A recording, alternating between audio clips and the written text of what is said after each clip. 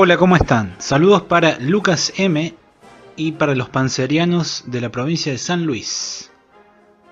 Para entender la forma, el concepto, el modo de uso de los tanques rusos actuales tenemos que remontarnos muchos años atrás, a la época de la Unión Soviética y en particular a las épocas de la Segunda Guerra Mundial, llamada por ellos la Gran Guerra Patriótica. Durante ese conflicto e inmediatamente después, hubo varios estudios de cómo se habían desarrollado las batallas. En particular, la parte que nos interesa es cómo se había desarrollado las batallas entre tanques. Entre 1941 y 1942, la Unión Soviética se ve periódicamente derrotada por un enemigo alemán que es no necesariamente superior en armamento o en número, pero sí superior en tácticas. En el periodo 1943 y 1945, la Unión Soviética empieza a lograr cada vez más victorias, pero debido a la introducción de una nueva generación de blindados alemanes que en esa época estaban a la vanguardia de la técnica en el mundo, sufre un número realmente devastador de pérdidas, lo que pasa que debido a su capacidad industrial puede superarlas y eventualmente aplastar al enemigo nazi, invadiendo el mismo corazón del Tercer Reich. Y esos estudios eran para consumo interno, no se trataba de generar propaganda para el extranjero como vemos hoy en día en esas noticias estilo Putin luchó con un oso siberiano y lo derrotó con un tenedor de plástico. No, eran fines más serios. Lo que se trataba era generar datos, experiencias, para que fueran útiles a técnicos e ingenieros que iban a desarrollar, que iban a diseñar la nueva generación de tanques soviéticos. Y de esos estudios se llega a la conclusión que más de la mitad, aproximadamente un 65%, de los impactos que habían recibido los tanques soviéticos en combate habían sido en la torreta.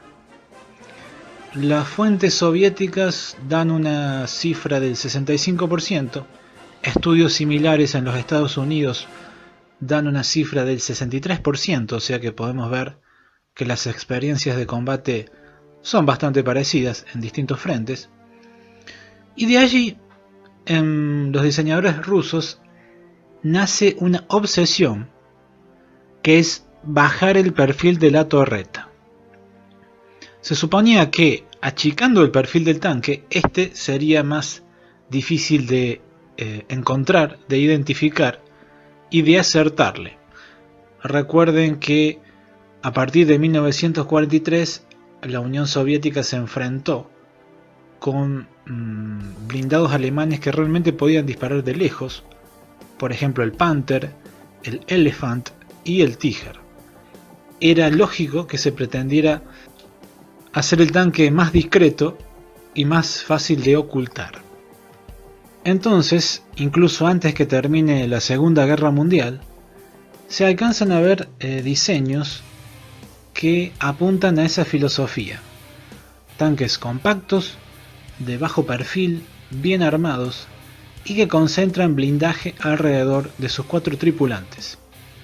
El primero es el T-44, un tanque que en 34 toneladas aúna un cañón de 100 milímetros con un blindaje frontal que es equivalente al tanque alemán Panther, que pesa 44 toneladas y que tiene una altura 60 centímetros superior.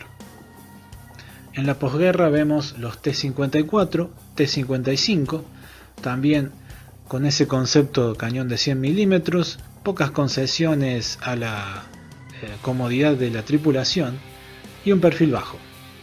El T-62 incorpora un elemento que es muchas veces confundido con un cargador automático, que es la eyección automática de vainas, para evitar que todo ese humo se acumule dentro de la torreta, que ya de por sí es un ambiente en el cual no se está muy cómodo porque no sobra espacio, el T-62 incorporaba un eyector que expulsaba todo el cartucho fuera de la torreta.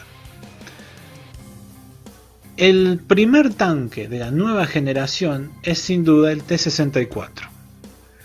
Y el T-64 está diseñado en Kharkov, lo que es hoy Ucrania, primero con el cañón de Animaliza de 115 milímetros que tenía el T-62 y luego con un cañón de nueva generación, un diseño completamente nuevo, de 125 milímetros. Pero lo fundamental, lo realmente fundamental de este tanque es que incorpora como elemento estandarizado en su segunda variante el cargador automático. Esta característica del cargador automático no era un invento ruso. Realmente, si nos fijamos, vehículos que tienen incluso de la década del 50, por ejemplo el AMX-13, vemos que ya existen diseños de cargadores automáticos perfectamente funcionales. Pero el diseño de Kharkov es completamente nuevo.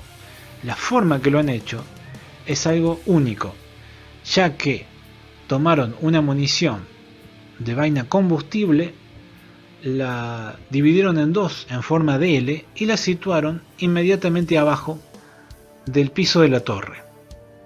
Digamos que la tripulación de dos hombres está sentada por encima de un carrusel de munición, que ese carrusel gira y alimenta el cañón.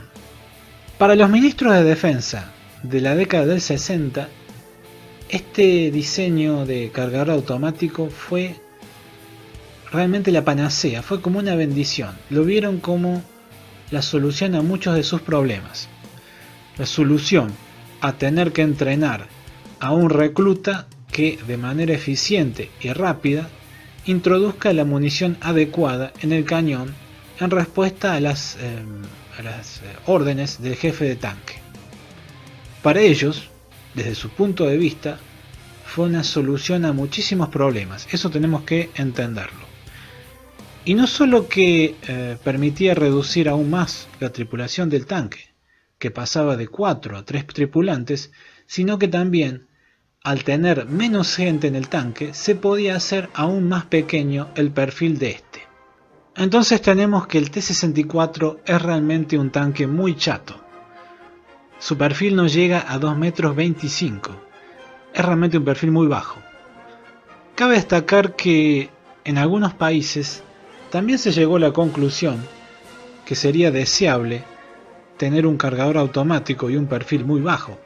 Por ejemplo en Suecia, pero los suecos se pasaron de vueltas y directamente eliminaron la torreta. El T-64 sí tenía una torreta giratoria de 360 grados que, en verdad hay que decirlo, no daba ninguna concesión a la comodidad de la tripulación, a pesar de tener muchas innovaciones técnicas como la estabilización y, en versiones posteriores, la capacidad de lanzar misiles desde su cañón liso. ¿Y cuál era la filosofía detrás de estos diseños de cañones lisos? La filosofía era que un cañón liso, esto se sabía desde el siglo XIX, puede lanzar proyectiles a una velocidad superior que un cañón equivalente que esté estriado. Lo que pasa que para el cañón liso, para que un cañón liso pueda tener el mismo nivel de precisión que un cañón estriado, se necesitan elementos adicionales en la munición, por ejemplo, una estabilización por aletas que son retráctiles y calculadores de tiro, computadores de tiro, calculadores balísticos de diseño más sofisticado. Un proyectil lanzado desde un cañón liso se verá afectado, por ejemplo, por un viento cruzado de manera mucho más seria que un proyectil lanzado desde un cañón estriado. Los mismos soviéticos reconocían que el cañón 2A46 liso, que tenía una longitud de 53,5 calibres, era el 60% de lo preciso que podían ser los cañones occidentales hasta los 2 kilómetros de distancia, y que pasando ese alcance la precisión equivalente se reducía a menos del 40%. Pero estaban dispuestos a aceptar esto debido a la enorme potencia de fuego del mismo, la capacidad de lanzar proyectiles explosivos, el buen diámetro de la munición de carga hueca y la alta velocidad que podía generar ese cañón lanzando proyectiles subcalibrados o del tipo flecha. El blindado T-64 también incorporaba una especie de primitivo blindaje compuesto en el cual se combinaban elementos metálicos, cerámicos y plásticos. En realidad, el T-64 nunca fue un blindado completamente satisfactorio. Era verdaderamente más caro de producir que un T-62, casi el 100% más caro. Su mantenimiento requería una tripulación mucho más entrenada que lo que normalmente estaban los reclutas de la Unión Soviética, y sus elementos, principalmente el motor, resultaron ser más complicados de mantener y de menor duración. Los T-64 originales de las primeras series estaban propulsados por un caprichoso motor de 12 cilindros opuestos, diésel y de 2 tiempos, que entregaba 700 caballos.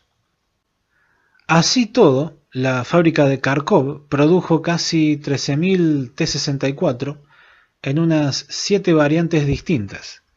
Estos blindados, algunos de ellos modernizados, otros no, todavía se encuentran en servicio en Ucrania, pero los que tenía la Unión Soviética, que pasaron a ser propiedad rusa, se retiraron y se mantienen casi todos en reserva.